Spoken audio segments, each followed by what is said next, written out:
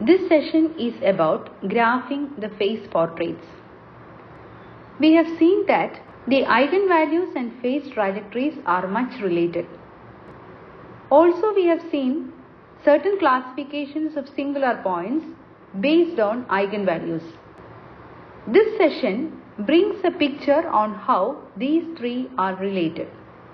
That is, singular points, state trajectory and eigenvalues.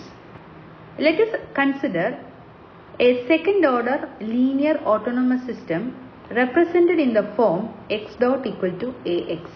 We have seen that the eigenvalues can be both real with both positive values or both negative values or one positive and one negative values. It can be both complex with a positive real part, with a negative real part and with a zero real part. It can be repeated eigenvalues, both positive and real and both negative and real. We now consider how the phase trajectories look like when eigenvalues fall under one of these categories.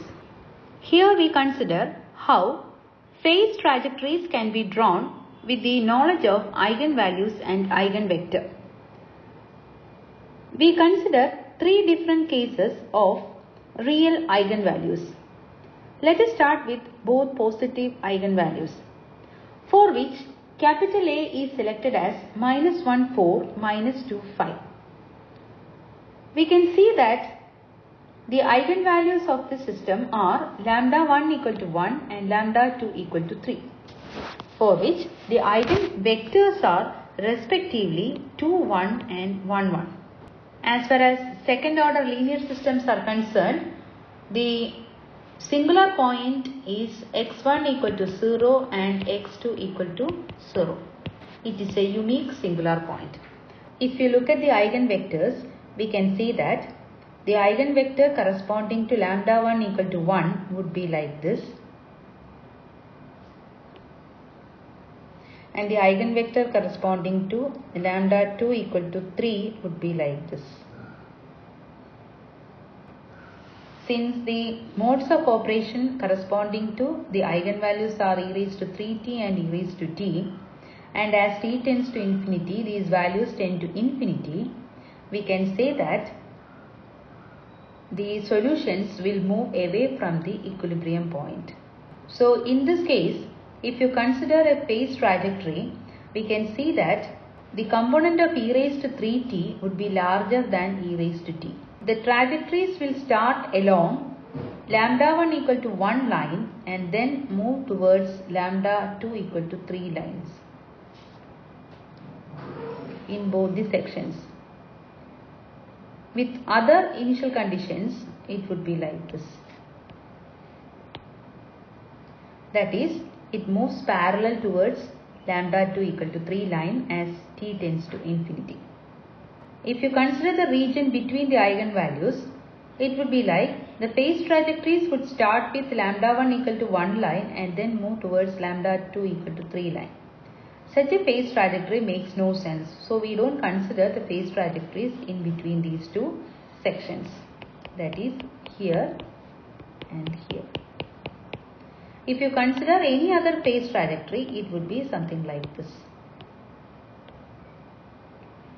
Since the phase trajectories move away from the equilibrium point, we state the equilibrium point or singular point as an unstable node. Now we consider the case when the eigenvalues are negative. Here, the first eigenvector is 1 minus 3 and the second eigenvector is 0, 1. So this corresponds to lambda 1 equal to minus 3 and this corresponds to lambda 2 equal to minus 2. Since both the eigenvalues are negative, the solutions will have e raised to minus 3t and e raised to minus 2t, which tend to 0 as t tends to infinity. Hence, we can say that the solutions move towards the origin along this line. So with different initial conditions, the phase trajectories would move parallel to these lines. So we shall consider a phase trajectory initially starting parallel to e raised to minus 3t line and then tending towards the origin parallel to e raised to minus 2t line. This is because e raised to minus 3t decays faster than e raised to minus 2t. So, by the time t tends to infinity, e raised to minus 2t term will be present. And if you consider the other case, we can see it is something like this. So, since the phase trajectories move towards the singular point, we call this as a stable node. So, the phase trajectories would be like this.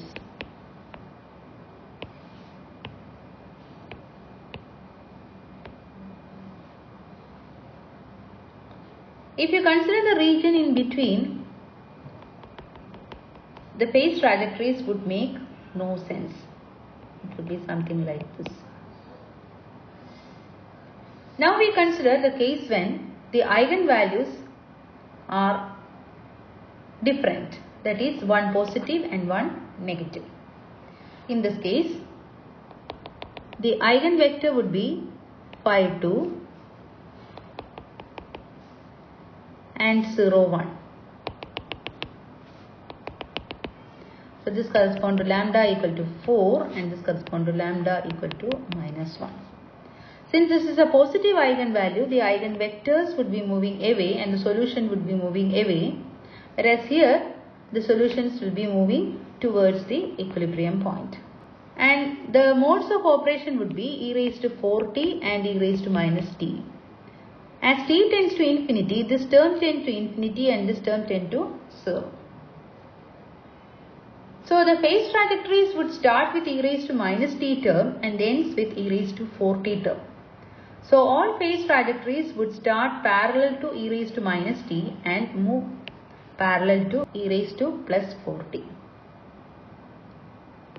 So in the various regions, the phase trajectories could be marked like this.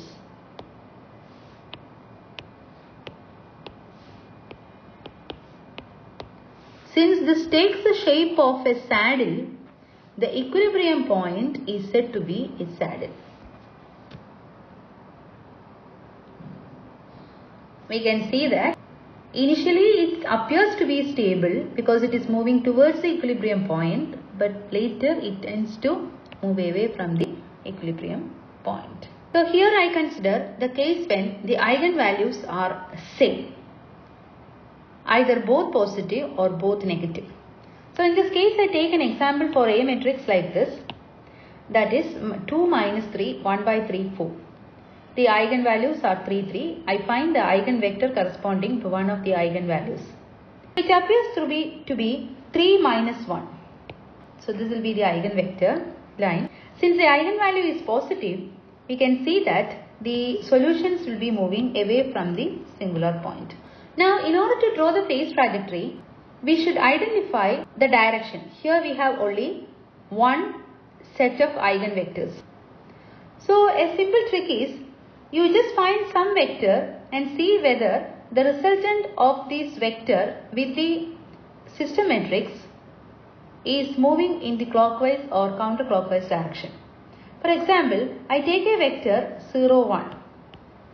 I just multiply this by 2 minus 3, 1 by 3, 4. And the resultant is minus 3, 4.